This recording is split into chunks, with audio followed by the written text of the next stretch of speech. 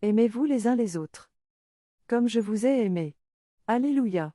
Évangile de Jésus-Christ selon saint Matthieu. En ce temps-là, Jésus disait à ses disciples cette parabole: un homme qui partait en voyage appela ses serviteurs et leur confia ses biens.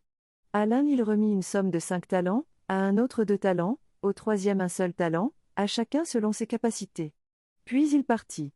Aussitôt, celui qui avait reçu les 5 talents s'en alla pour les faire valoir et en gagna 5 autres.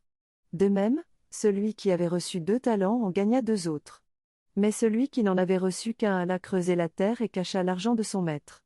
Longtemps après, le maître de ses serviteurs revint et il leur demanda des comptes. Celui qui avait reçu 5 talents s'approcha, présenta 5 autres talents et dit: Seigneur, tu m'as confié 5 talents, voilà, j'en ai gagné 5 autres. Son maître lui déclara: Très bien, serviteur bon et fidèle, tu as été fidèle pour peu de choses, je t'en confierai beaucoup, entre dans la joie de ton Seigneur. Celui qui avait reçu 2 talents s'approcha aussi, et dit: Seigneur, tu m'as confié 2 talents, voilà, j'en ai gagné 2 autres. Son maître lui déclara: Très bien, serviteur bon et fidèle, tu as été fidèle pour peu de choses, je t'en confierai beaucoup, entre dans la joie de ton Seigneur.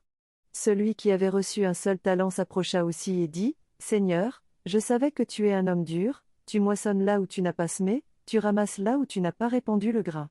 J'ai eu peur, et je suis allé cacher ton talent dans la terre. Le voici. Tu as ce qui t'appartient. Son maître lui répliqua: Serviteur mauvais et paresseux, tu savais que je moissonne là où je n'ai pas semé, que je ramasse le grain là où je ne l'ai pas répandu.